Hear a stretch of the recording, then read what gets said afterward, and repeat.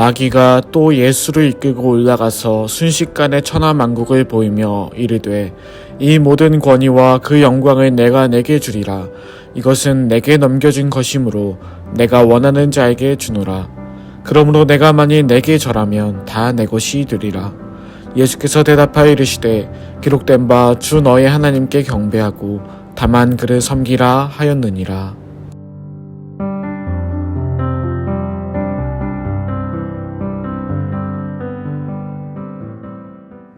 좋은 아침입니다. 오늘 살펴볼 마귀의 두 번째 시험은 착각입니다. 착각은 보통 무엇인가를 보거나 들을 때 발생합니다.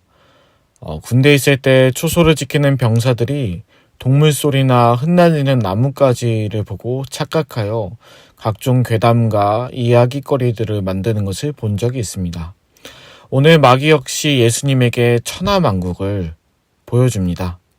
이 땅의 왕으로 오신 예수님을 데리고 천하만국을 보여주며 이 천하만국이 자신의 것이라고 말합니다.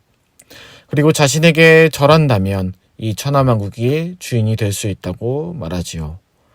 예수님이 천하만국의 주인이 될 수 있는 것처럼 착각하게 만드는 겁니다.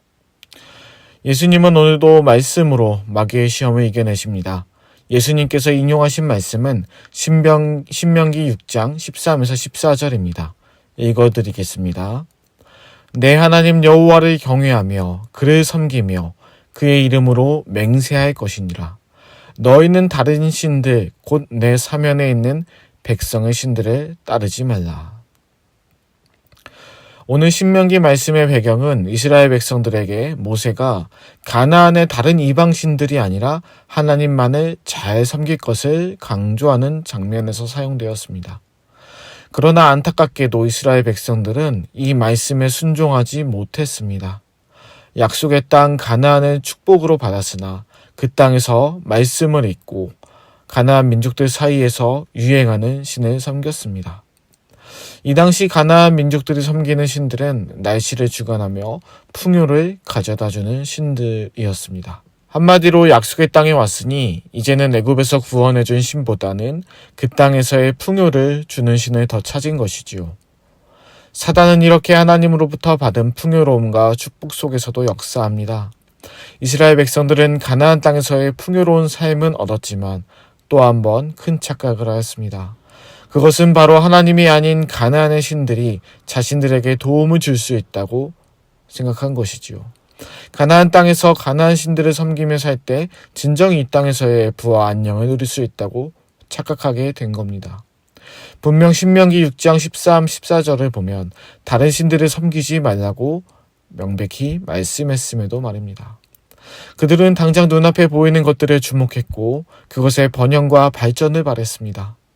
그리고 그들의 잘못된 시선은 하나님의 말씀이 아닌 자신들의 욕망으로 향하게 했고 이는 욕망들이 투영된 가나안의 신들 앞에 나아가게 한 것입니다. 예수님께서는 그리하여 오직 하나님께만 경배하고 섬겨야 한다고 사단에게 말씀하셨습니다. 천하만국의 화려함에 눈이 멀어 사단을 경배하는 것은 틀렸다고 말씀하신 것이지요. 가나안 땅의 우상들이 화려한 라이프를 보장해 줄 것이라고 착각하게 된 이스라엘 백성들과는 다른 모습을 보여주고 있습니다.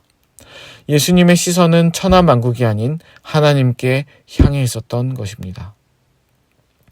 오늘날에도 우리 주변에 정말 많은 착각들이 있습니다. 몇 년 전 아이들의 장래희망이 건물주나 공무원이었던 적이 있습니다.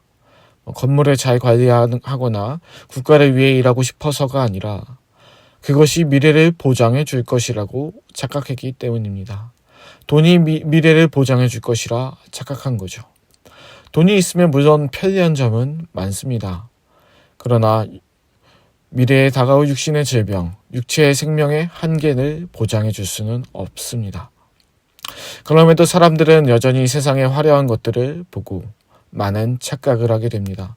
SNS나 매스컴 속 화려한 집, 자동차, 치장품들을 보며 그것들이 자신의 가치를 대변하는 것인 양 착각하고는 하지요.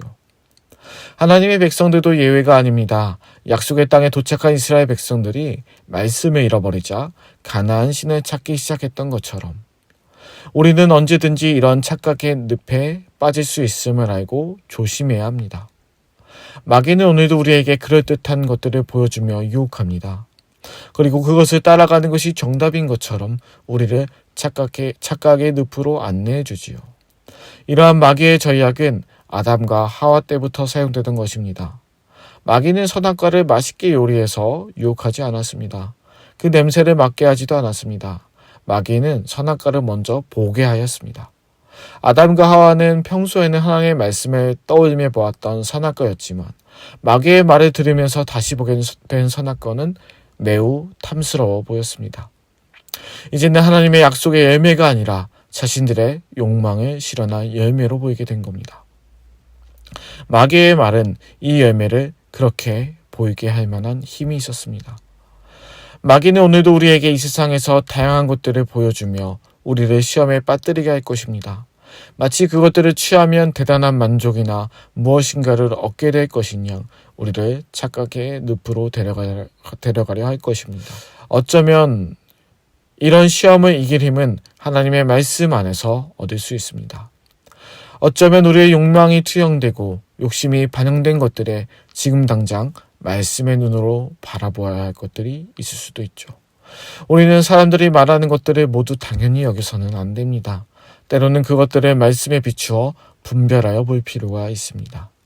오늘 하루 우리의 삶 속에서 마귀가 걷게 하는 착각의 길이 아닌 말씀을 따라 걷는 믿음의 길을 걸어가는 우리 모두가 되기를 원합니다. 기도하시겠습니다. 예수님, 우리의 오늘 하루가 말씀으로 보는 하루가 되길 원합니다.